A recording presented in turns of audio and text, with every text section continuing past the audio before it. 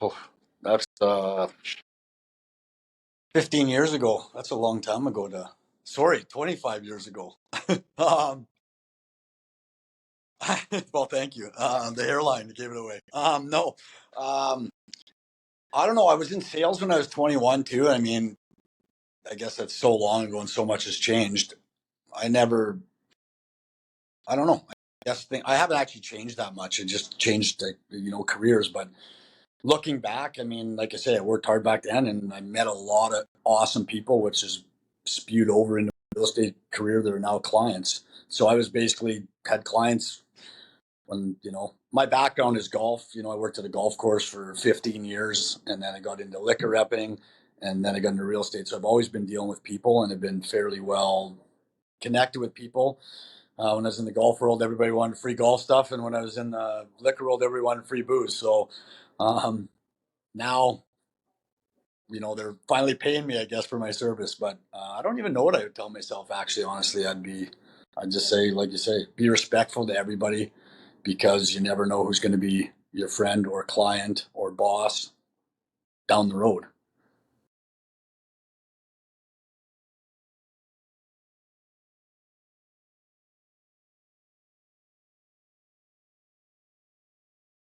I think that, I mean, obviously with what I'm doing now and the success I've had, I mean, yeah, I wish I would have been doing it for 25.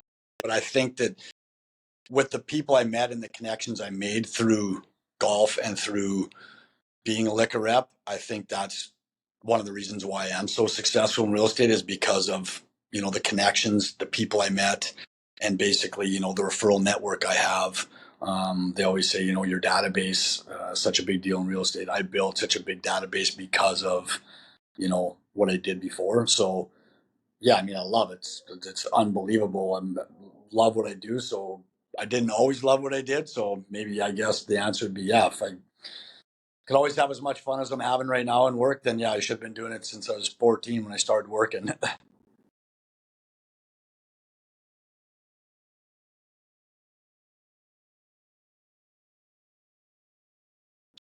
Well, I mean, I just think I love dealing with people. I love helping people. I love I don't know if it's a bit of my attention deficit or whatnot, but I like the quick, like, hey, Jeff, we need to buy a house, sit down, do the process. And I mean, I can explain all that stuff too. We go through the process, we buy a house, they're happy, you see them fulfilled, you pop the champagne, on to the next. So it's like not a long, drawn out process for each sale. It's kind of like everything happens pretty quick, sometimes within a few days, sometimes within a month.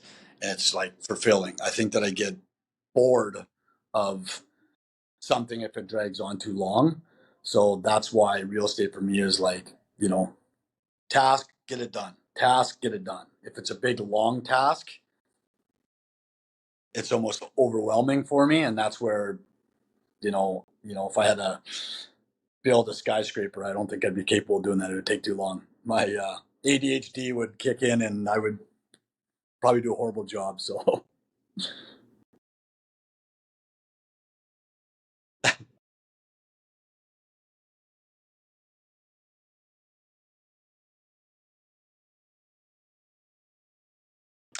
I definitely have it, which isn't a bad thing. I haven't been diagnosed. I mean, obviously, back in the day when we were in school, I mean, nowadays they probably would have put me on drugs, which thank God they're not. I actually see it as my ADHD is like I'm a super focused. Like, so if I have something to do, for instance, if I'm lying in bed at 11 at night and I have something to do, I'm going to get up and I'm going to go get it done. Like, if I have to get in my car, physically drive to put a lockbox up at the house at 11 at night, I'm going to do it.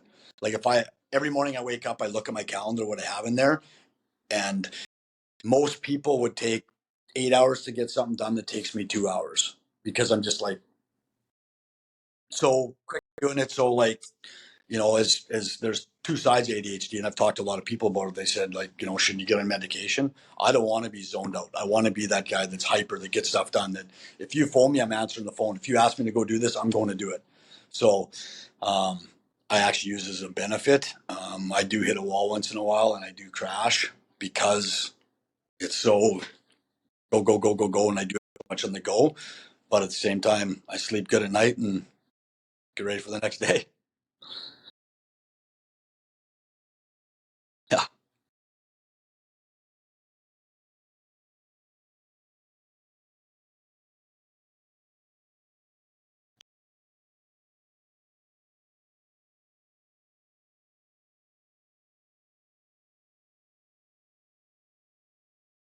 And that is actually a huge thing. I agree with you. So I'm passionate, I'm successful, but at the same time, there's stuff that I do in day-to-day job that I'm horrible at, and I can't do it. I mean, could I do it? I could, but like you say, I don't. You know, I have a full-time personal assistant that does all my back-end paperwork. Could I do it? I probably could, but that's the kind of stuff that would take me a long time because I'm not passionate about it, and that's the stuff I put aside.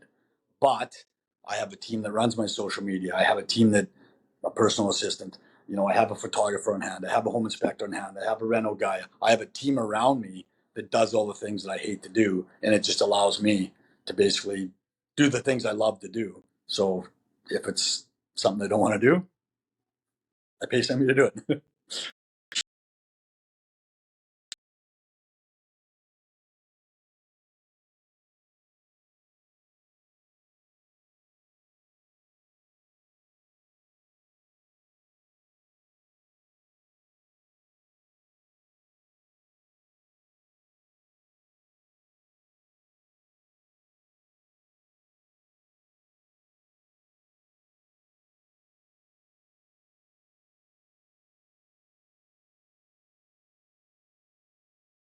Well, I think that obviously, when you start getting successful, when I first started, honest, maybe I sold 10 houses my first year, and then the next year you sold 15, and then you get into the next year and you might sell 15 again, and then you sell 20, and then you sell 30. Last year I did 140 doors. So yeah, you're a lot busier. No, it doesn't go to my head. Do I dress any nicer? I got a t-shirt on. I am a blue collar guy. I live in the area I grew up in, which is like very modest area of Saskatoon. It's not the Ritchie area. It's 10 blocks from the school I went to. My daughter goes to a school that's close to our house.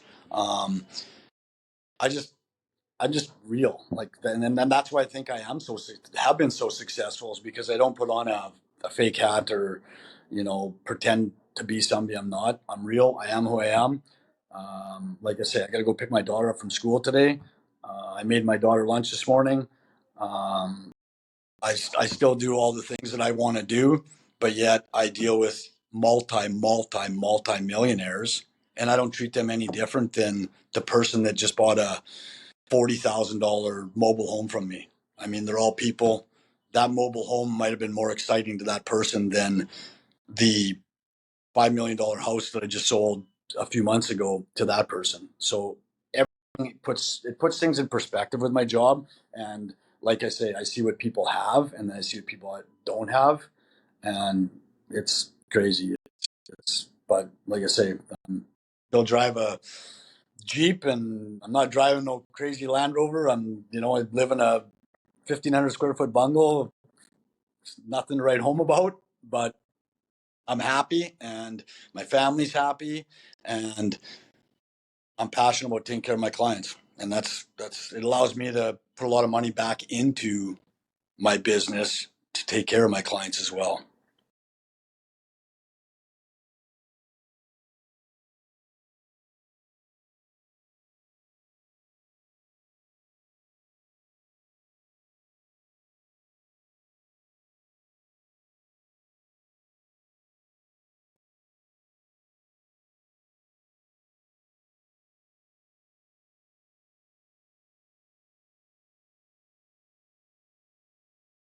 Yeah, it is. It's funny, and there's lots. Like where I'm from, there's 600 and some agents, and it's kind of a fine line. Like you gotta look the part to kind of get the big business. Like I sell when I first started, I wasn't selling $1 million homes.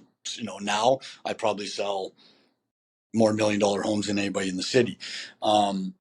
So yeah, you do have to kind of like look the part because I'm not going to pull up to, a $4 million house in an Acadian, which I drove back when I was in high school, because they're going to be laughing.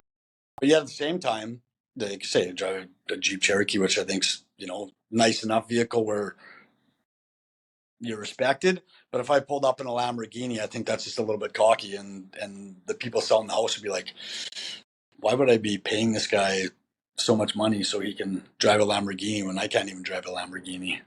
So I think it's a really tough. There's a fine line in being a pretender and being real, and I'm just real. Like I am who I am.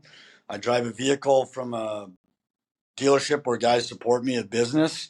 Um, I bought this suit jacket, not from a fancy suit jacket store. It's from a client that owns a clothing store downtown, that supports me, bought a house from. I'm a big golfer. I play Callaway golf clubs because the Callaway rep bought a house from me. That's kind of the way I reciprocate with, people that support me. I support them, and that's where I'm loyal to my friends, my family, my people, and that's where I have a lot of good clients that are loyal to me, and that's my biggest reason why I'm successful, is because of my client base is so loyal to me. Obviously, if they weren't buying or referring people to me, I wouldn't do the business I do. So that kind of says it all.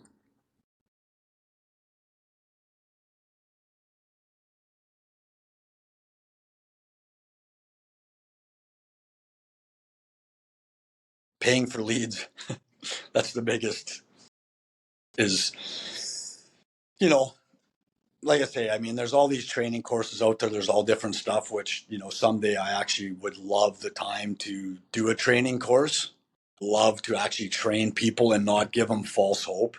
There's so many people out there that give you false hope. I get, just because I am, one of the top agents in the city, I think I get so many phone calls or so many emails about buy this, buy that, buy this. We can get you more of this. We can get more of that. This lead generation stuff is they're not loyal. Let's just put it this way: if Joe Blow calls me, I there's a 2% chance Joe Blow is going to buy from me because he doesn't know me, he doesn't whatever. If a good client of mine refers Joe Blow to me, and I sit down with Joe Blow, there's probably a 99% chance he is going to buy from me because he's got a good referral, and I actually get to meet him. These other people you don't get to meet is just, they're a waste of time. So any new agent I would just sit down and stay with, I would say stay focused, focus on your sphere of people, your network base, talk to your network base. That's who you want to deal with. Focus on those people. That's where you're going to get 99% of your business is from your people. The other 1%, you're going to work way too hard to get it. It's not worth it.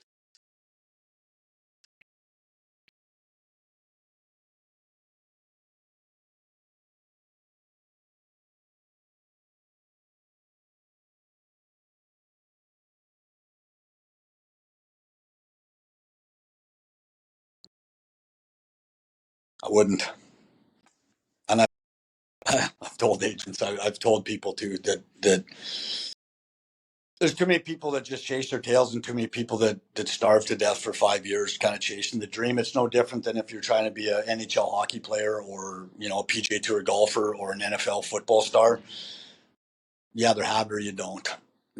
I'm never going to play in the NFL, no matter how hard I work, no matter how hard I tried, no matter how much effort or gym time or training or coaching. I'm never going to be good enough to play in the NHL. And it's just the NFL, any sport. And it's the same in real estate. It's the same in any job, I think. And that's where there's a lot of false hope, where people, let's face it, these brokerages make money off of agents. Whether I sell a house today or don't sell a house for 6 months, I pay my brokerage to be here. And that's the way it works. So they're going to take on any agent. They're going to give you false hope that you're going to be a good agent. You're not. You either have it or you don't. If you don't have a database, if you don't have networking, you're going to starve to death. And that's kind of why it's the 90-10% rule in real estate. There's 10% of the agents in Saskatoon are 90% of the business. And it's, I mean, single one of the top agents in Saskatoon, I could sit down and tell you their background, and I could tell you why they're successful. And it's all because of database, past jobs that they've done to be in the situation, in tight with relocates, in tight with mortgage brokers that get spoon fed. Um, Unless you got leads coming in that are from good, reliable sources, it's going to be tough, because people just don't pick the phone up and call some newbie or rookie when they go on the internet and see that Jeff Will sold 100 houses. Jeff Will, top producer. They're likely going to call Jeff Will. They're not going to call a 22-year-old kid that hasn't sold a house yet. And that's why when I first started, the first 5 years, I starved to death, and I had a massive database, but it was about gaining respect of my clients. I get a lot of referrals from actually my financial planner, who's one of the bigger financial planners in the city. So his people trust him. He never trusted me when I first started.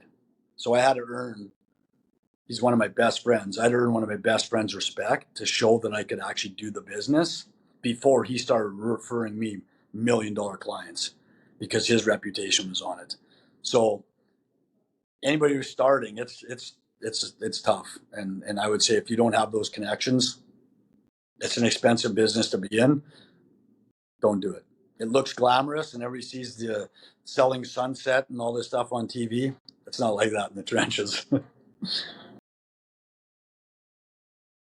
No, yeah, exactly. It's tough and it's 24/7, 7 days a week. I mean, I sell houses on Christmas Day. I sell, you know, there's no days off. My phone's on my hip, and I mean, I probably work an average of 70 hours a week. Plus, I have all my back end doing stuff. But you want to know what? If you love it, so I'm okay with it. I signed up for it.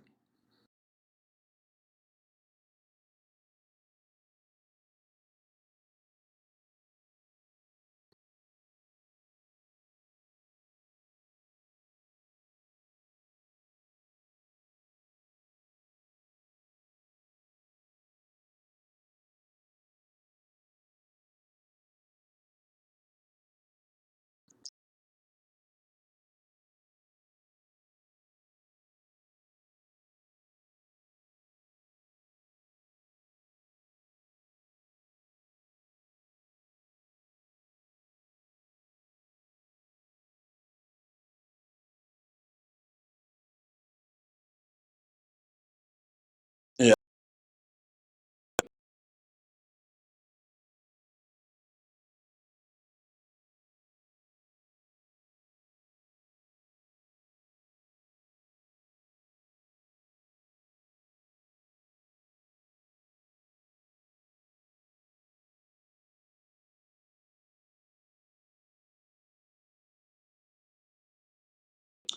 If you actually have legitimate buyers and you actually have legitimate reason to door knock, it is 100% works. If it's a fake, hey, I have a buyer for your house, no.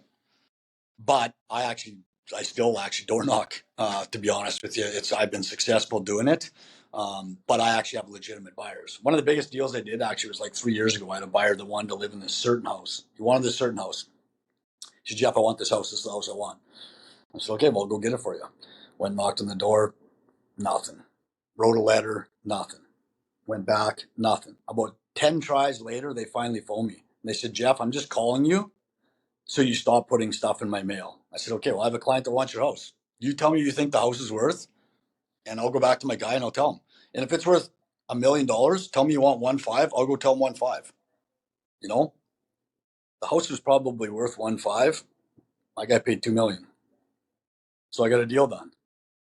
So it was a successful because he wanted to live there. So if you actually legitimately have people, and when you knock on the door and say, you know, I have a buyer, and it happens, and I've done that probably 5 times. So now when I do knock on the door, people like your reputation almost like that guy's for real. Like he's not dicking around, you know. So and I make pretty good money doing that because you kind of can set, you know, hey, if you're going to make X, this is what I want to make to do it, or just, you know, put this on top of the sale. You know, if you want 2 million, then I'll go back to my guy and tell him it's 2-1. You know, and then I make 100 grand. You know, so there's different ways of doing it, but yeah, I think door knocking, if you do legitimately have buyers or you do legitimately have clients, it's great. If you don't, just to try to get a listing to say you have a buyer, it's a waste of time because they're not going to give you the listing. They're just, you know, going to move on. So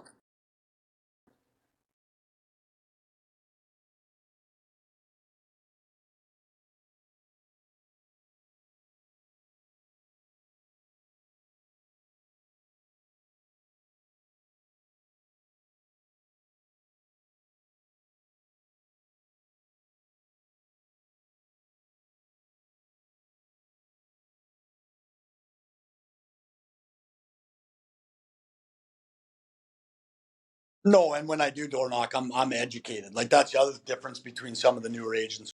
So if I'm going to knock on, let's just call it 123 First Street, for instance, I got access. I'm pulling title. So I'm pulling title to 123 First Street. I'm seeing who owns it.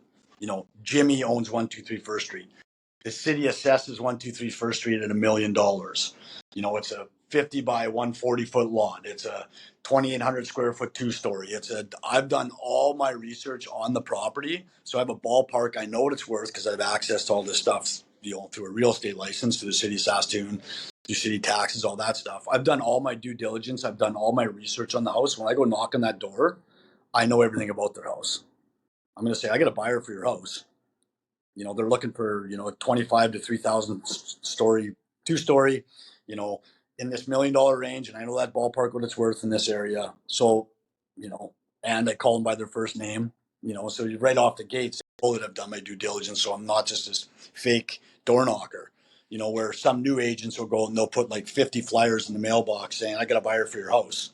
It's not even addressed to anybody. It's like junk mail. And I would probably say, and I get it at my house all the time because I'm in a pretty popular area, an older area where it's a good price point where people can live and whatnot. I get it all the time too. It's like, hey, I got a buyer for your house, and it's just kind of like so funny because they don't even know what my house looks like. I just did a massive renovation on it. They wouldn't know that. So my house is probably worth 200 grand more than what they think it is. So I just kind of find it funny that they don't do their research. That's just a waste of money, sending it out. So door knocking, that's about do your due diligence. It's like anything. I guess it's different than what you were doing before, or it's no different than a sales guy selling security systems just knocking every door hoping to sell it. But I mean, I'm in a different situation where I actually take the time and I show up with proper documents and I'm educated when I go to knock on the door.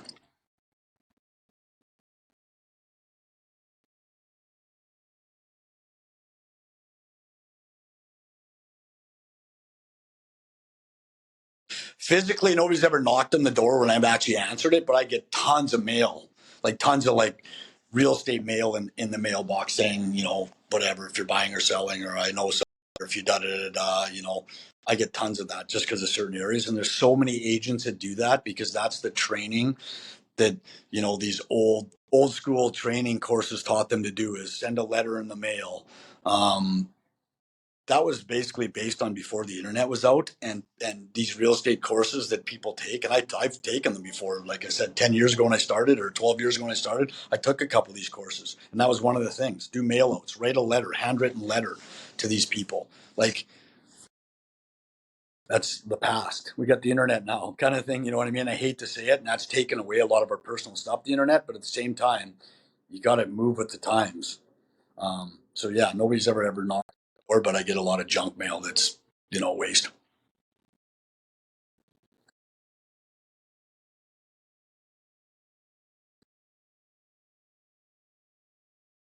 100% would. I would 100% would. I mean, most real estate agents in the city, unless they're really new, would recognize me. Once I open the door, they would probably know who I was.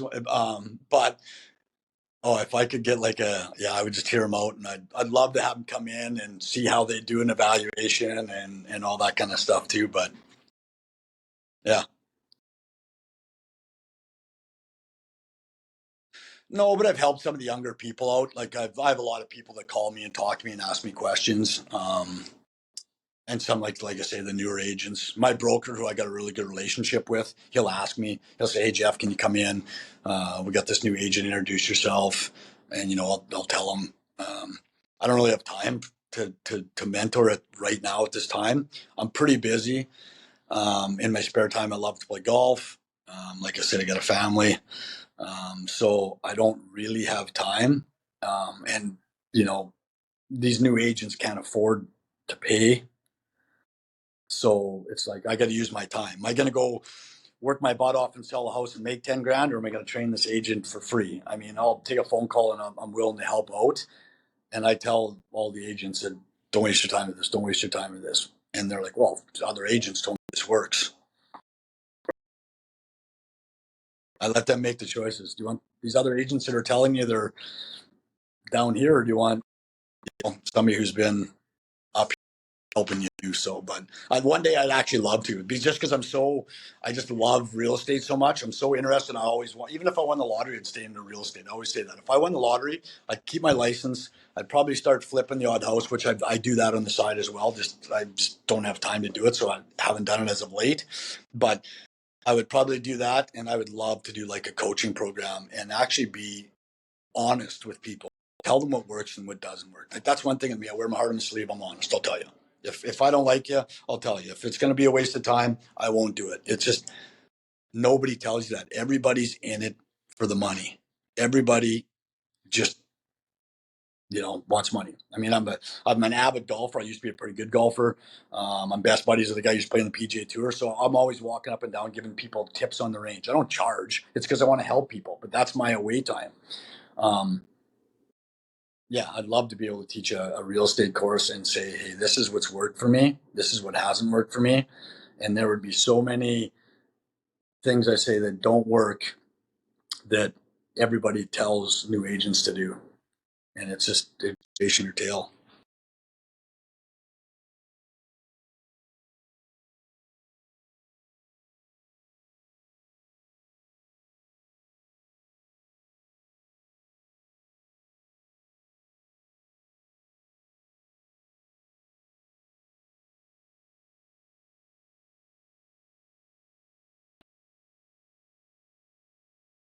Phone calls, your sphere of people is the biggest thing, your database.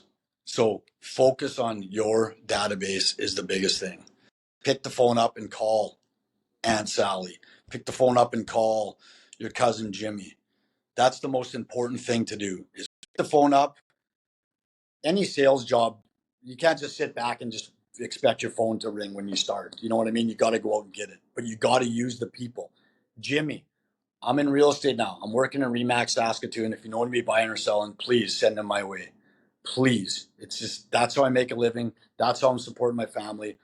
I need you to refer anybody you know. Tell them that I'm trustworthy. I'll go meet them. I'll go do whatever. A month later, call Jimmy again. Hey Jimmy, how's it going? I've been doing it for a month now. I learned some new stuff. You haven't sent any of my way. Call the people that you can ask. You call your buddy or call Jimmy to go for a beer. Call him and ask him. You got to ask for the sale. You got to ask your buddies to support you. You got to ask for the support because you need it. It's like anything. If you're going through mental health, what do? You got to reach out and ask for support. It's no different than anything. I ask people all the time. I had lunch with a buddy today. You know what I mean? When just jokingly, you haven't sent me a guy for a couple of weeks. What's going on? Don't like me? Don't think I'm a good realtor anymore? Like just joking, laughing around. But that's how you get conversation going. He goes back to his office. Guaranteed, if somebody called him in the next 10 days or whatever, thinking about, oh yeah, how's the market in Sassoon? I don't know. Call my buddy. Guaranteed. That's the most important thing is asking your sphere of people for their support. 100%. That's the most important thing I think in real estate. So that's what I would tell or any agent that's struggling or if it's slow or yesterday I was at a GA committee meeting, same thing. A couple of people said, holy Jesus, you're busy, what's going on? I mean, I'm slow. What have you been doing? So I said that's what I said. What have you been doing? What do you mean? What have you been doing? Well, nothing. Well, you know so my biggest thing is, like I say, I'm the first one at the office every day. um, you got to work.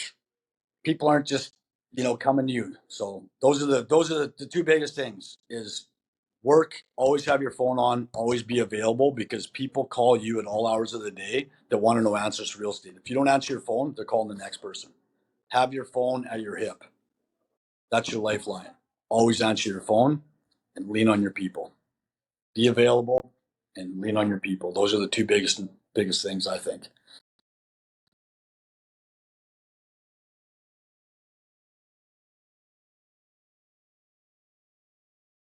You always got to be available because real estate, you're working basically when people don't. So, like for instance, last Saturday night, I was exhausted. I think that, oh, my daughter, she's 8. She had a whole bunch of friends over here playing all day, da da da da, whatever. I was exhausted. I was waiting for removal of conditions and it had to be removed. Our deal is whatever day it's removal, they have till basically 11:59 that night because that's the end of the day. And I wanted to go to bed. And I texted this agent. I said, I thought you said you were moving. I waited. At 10 or sorry, at 11:30 at night, I finally got the removal. So now my client's waiting, hoping their house sells. So they're obviously waiting up for it. So at 11:30, I had to send them the removal.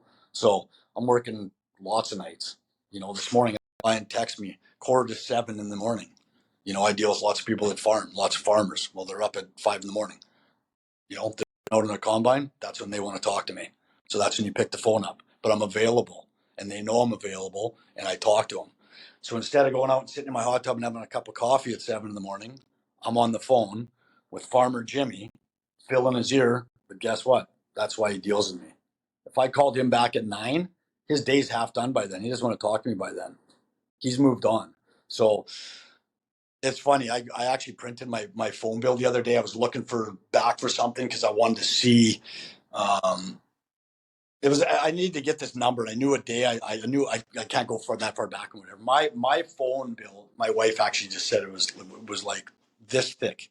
It must have been 30 pages of phone numbers because I can't believe how much you're on the phone, and it's just because I'm available all the time. And when somebody wants to talk to me, I answer the phone. Like we've been on here right now. I got text messages and phone calls right now where I almost get anxiety that I like phone back because I'm doing this on my phone. So I can't. Otherwise, I'd probably be replying underneath. But yeah, you got to be all got to be available. And like I say, I've sold places on Christmas Day. People have different religions. People take different holidays. You might have Monday off, and the next person might have the Friday off. Different businesses have. So that's the only one thing that my family gets upset about is like my phone when we're having supper is me on the table. Or, if I'm in the pool swimming with my daughter, I'm hopping out every 10 minutes to make sure, or have my ringer on loud. But at the same time, that's a sacrifice you got to make to be successful in the business.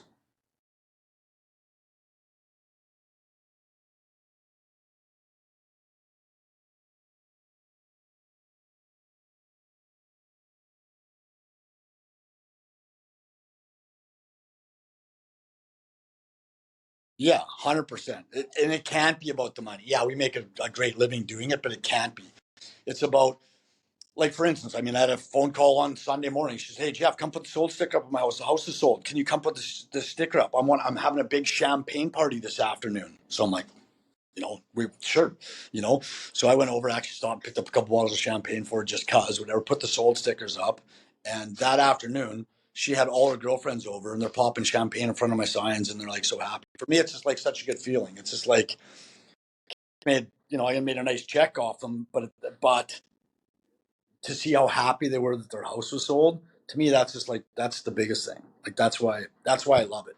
Plus, I love like valuing houses. Plus, I love the different houses, or but it's just such an interesting. Every day is different. That's the other thing. That's where it's good for me. It's not like today I get up and do the same thing. Go up on a forklift and drive a forklift all day.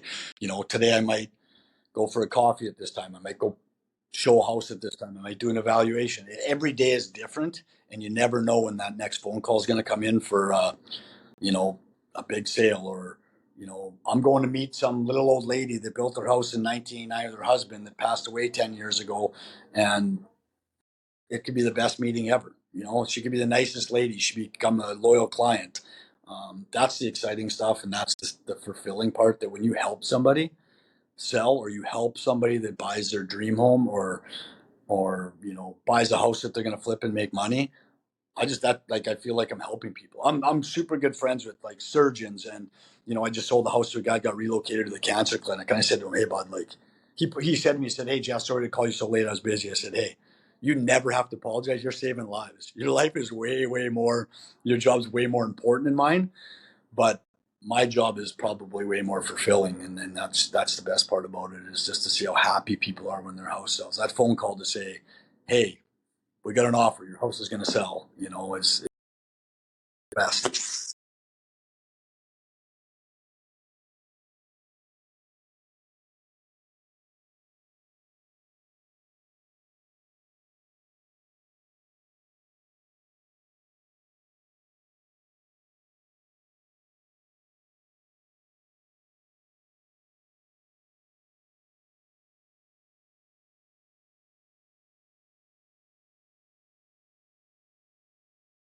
Yeah, yeah. You basically still have a boss or whatever. You kind of check in, and they kind of feed you leads. Is that kind of how it works in there, or is it?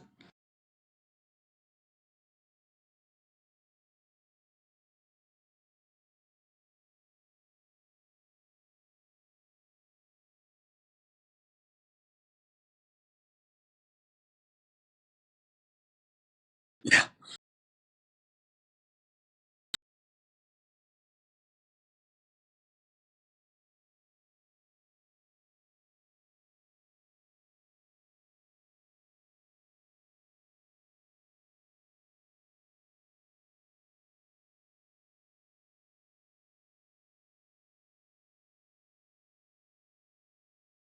I've never struggled with mental health. Fortunately, like, I mean, I know a lot of people, I have a lot of friends that do. And it's obviously a big topic right now. I've always been pretty positive, happy. I kind of deal with my stress, whether it's going to the gym, working out, whether I say I'll go to the range and hit some balls. Um, I've never had an issue with it. And like I say, I'm dealing with multi million dollar contracts. And I just think that I just get it done. I don't procrastinate things, and I just get it done. So I don't have to, like I said earlier before, it's like if I have to go put a lockbox up, I'm going to do it right now. Like if I have to go put one up, I'm not waiting till tomorrow. I'm not waiting 2 days. Even if it doesn't have to be done till the weekend, I'm going to do it today. So my I usually wipe everything clean at the end of the day, and I start fresh in the morning. So I mean, we all have slow times, and so you always think like I'm 100% commission. So it's like when's my next sale coming or that kind of stuff. But as far as I always look at it as I'm pretty fortunate, and it can always be a lot worse, no matter the situation. I've been that way kind of all my life. Nothing. My mom and dad, I got the best parents in the world, and I was fortunate that they were at every hockey game, they were at every soccer tournament, they were at the golf course. They dropped me off, but they never were like well off. We never went on family trips because we couldn't afford it. So I'm coming from like blue collar, but I'm also coming from the best parents that taught me value and I appreciate a cup of coffee that I can go and buy, like so.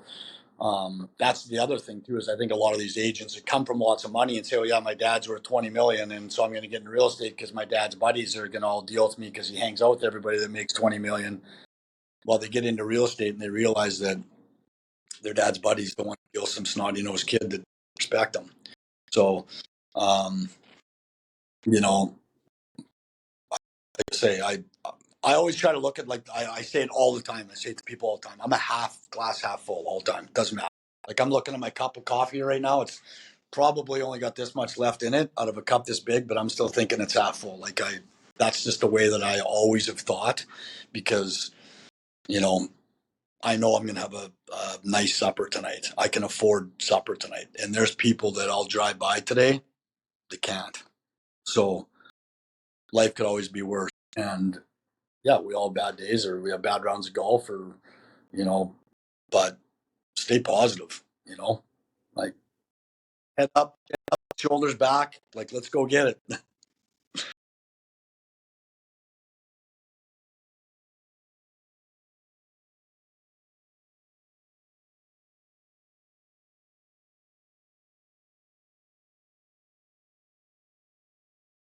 Well, I mean, like I say, be happy.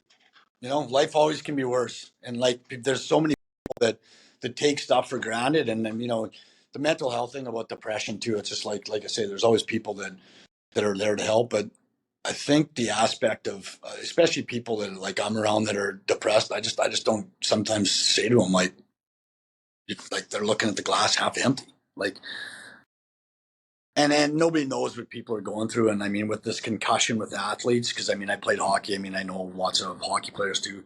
I mean, brain injuries and stuff like that, that's a different story. But, if I have a bad, somebody has a bad week, um, let's positive. Let's go find something. Let's find something positive about today. Whether it's, McDonald's your favorite restaurant, let's go have a cheeseburger. That guy didn't get to have a cheeseburger, you did. Like, let's be positive. So that's kind of there's always a way to make life better. That's exact.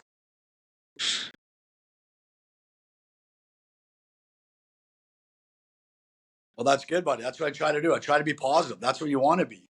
Be happy. You're making money today. I'm going to make some money today. We're going to have a good day. We both are going to have a meal on our plate. So, whatever. People out there love to be in our shoes.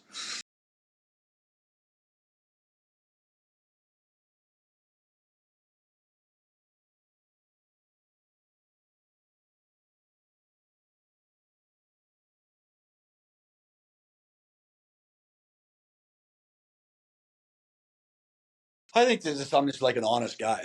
You know, like I had lunch yesterday with one of my biggest clients, and you know what I mean. It's yeah, like happy times. Like it wasn't even about business. We're just like we're happy, laughing, talking about like fun stuff, talking about like I think that's where, like, me personally, I want to be around people that are laughing, they're having fun. I don't want to be around a guy that's a Debbie Downer. So I think that the fact that I'm honest with people, like, I'm not just doing a quick. If you call me to buy a house and it's listed at 400 grand, like, hey Jeff, let's buy this house for 400 grand. If I think it's worth 350, I'm not letting you pay 400 grand for it. I'm telling you it's worth 350. And it might sell for 360 because somebody overpaid for it, but I'm not letting you overpay for it because I don't want you to call me in 5 years and say, hey, Jeff, sell my house and you're going to lose money. So I think my biggest thing is my honesty and me not looking for a quick sale. People trust me and they know when I tell them a value of a house, they believe it because my track record.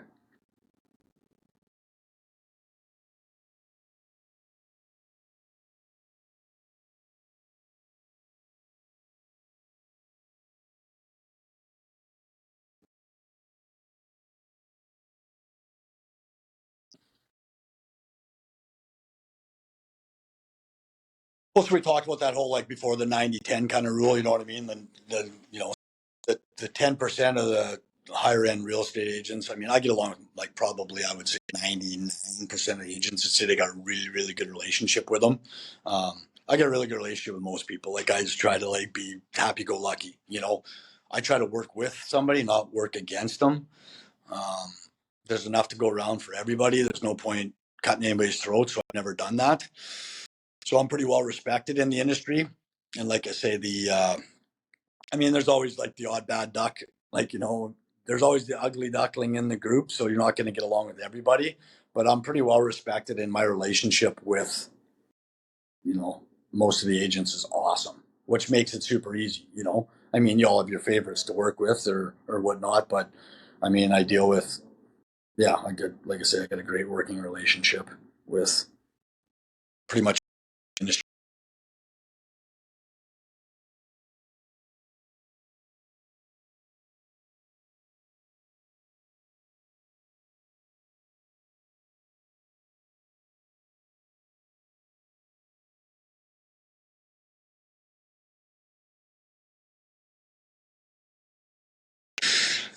I mean, there's a fine line too. It's like the whole thing about being confident or being cocky. Like, you know what I mean? That's kind of the same.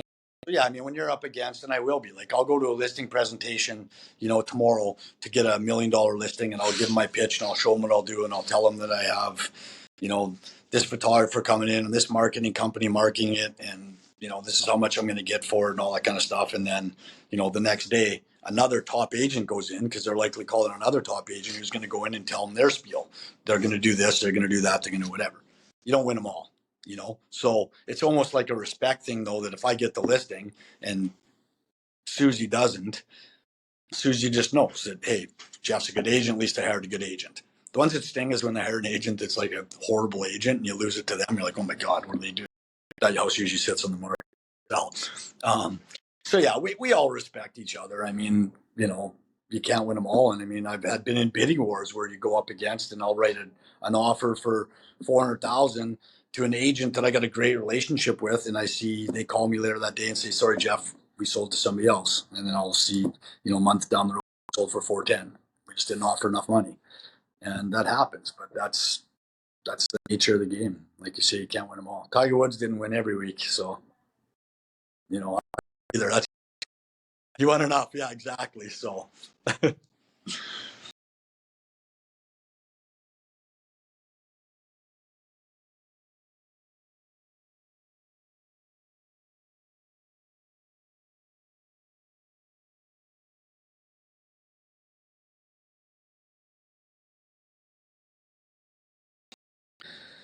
cost of living, inflation, it's crazy here. It's actually like where I live. It's nuts.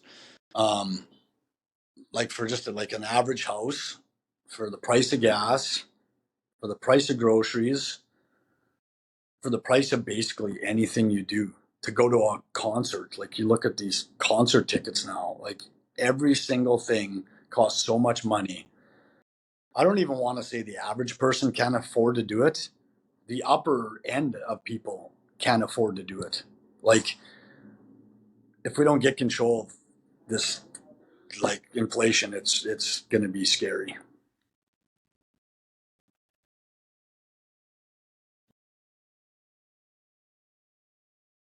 Yeah, like we won't be able to afford to eat. Like it's, like I say, I used to go to McDonald's get cheeseburgers for 99 cents. Now a cheeseburger is like $4. Like I go and get breakfast at McDonald's, which I shouldn't be eating there, but you do. It's $25 for me and my daughter and my wife. It's nuts how expensive everything is. But yet that's the cheapest place to eat right now, which is also scary because now we're going to have all these unhealthy, people because it's cheaper to eat garbage than it is to, you go buy I picked up a tomahawk 2 days ago. It was $78 for a small tomahawk steak that I wanted to smoke. It's insane. It's crazy. Like I can't afford to do that every day, but it's a treat. But still, it's like you second guess yourself. So yeah, this inflation, obviously the interest rate with houses, can't keep rising, or it's gonna bury so many people.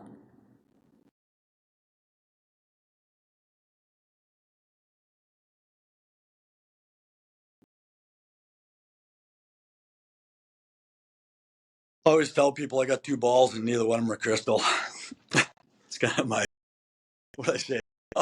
If I knew, I would be, you know, I'd be like Jimmy Buffett. I'd know when to buy, when to sell. I don't know. I think what we are going to see is, so for instance, if somebody bought a house, you know, 5 years ago and they're up for renewal, 5 years ago their interest rate was, 2.9, and then 4 years ago their interest rate was 2.4, and then 3 years ago their interest rate was 1.99.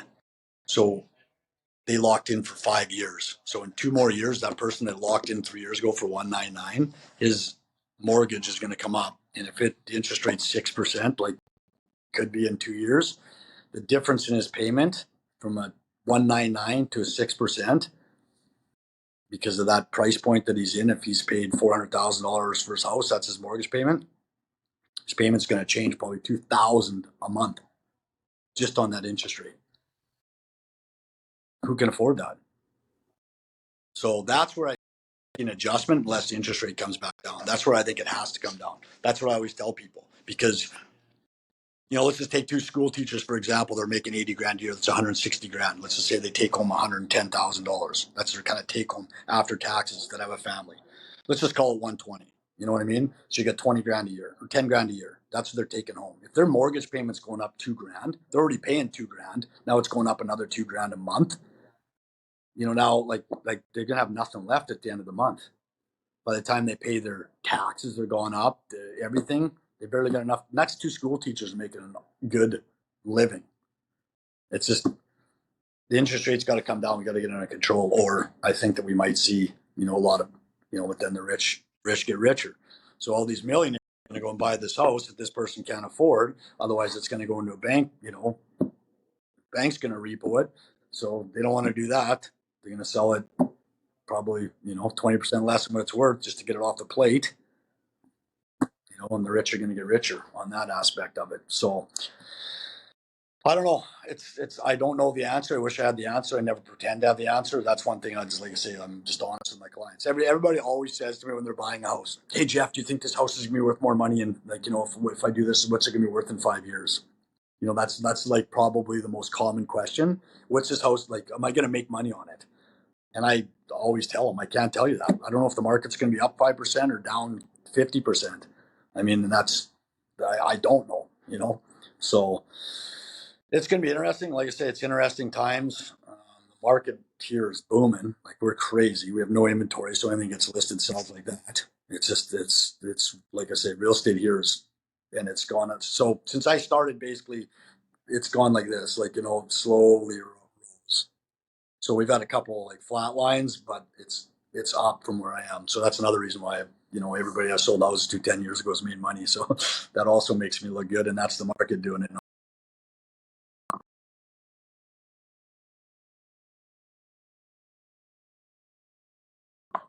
I've never been a real like big like penny stock guy. Like I'm not a big kind of.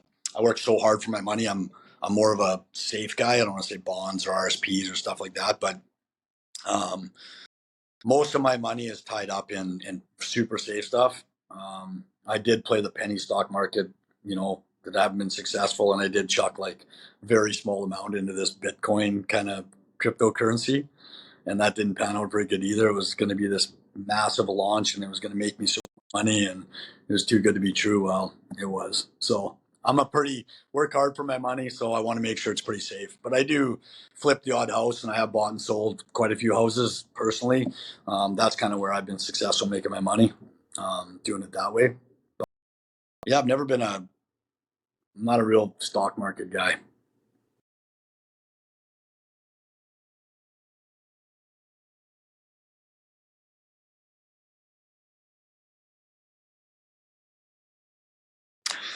I don't know enough about the stock market, so I don't really want to speak on that. I mean, because I just don't know. I'm not educated enough. I will say that if you're investing in real estate, it's location, location, location. There's locations in every city that everybody knows about that are always going to be worth money. You know, ours is like close to the hospital, close to the university. Those places are always going to be worth money because there's always going to be, you know, people want to live, you know, have rent close so they can walk to university. There's going to be people that want to live close to the hospital. So I don't think it's a bad investment if you're investing in the proper areas. Now, in saying that, the proper area is a little bit more money, but location, location, location. So anybody who wants to invest in real estate, buy the proper location. Don't cheap out and buy some house that you think's great for in a shitty area. That's the wrong idea. That's the one thing I'll say about real estate that they say location, location, location. They've been saying that for years. That's the one thing that actually is probably true. So that's my advice on investing in real estate. I don't get involved in like the whole, you know, like Airbnbs for don't have time to do that stuff. People are like, oh, you can make $300-400 a month, like, you know, or whatever. I'm like, I don't got time to do that. Plus, I don't want to go and fix a toilet at 3 in the morning because I don't know how. But there is big money in doing it, and if you want to do it, buy them in the proper location. You can make a killing.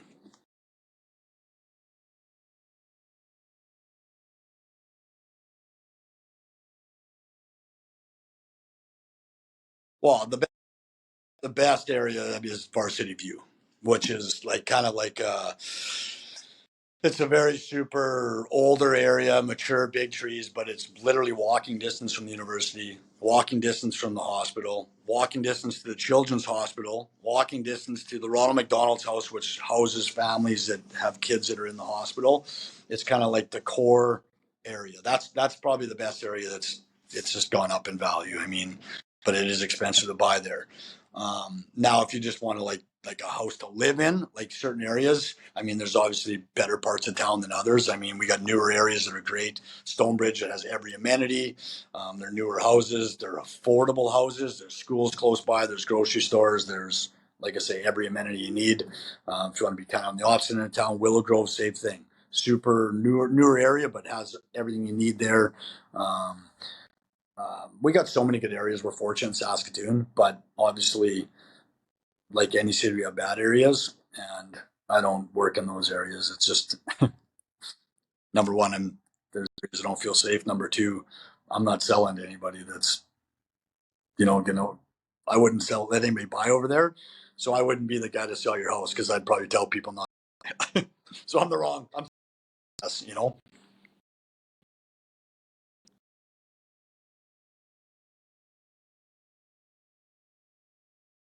All good.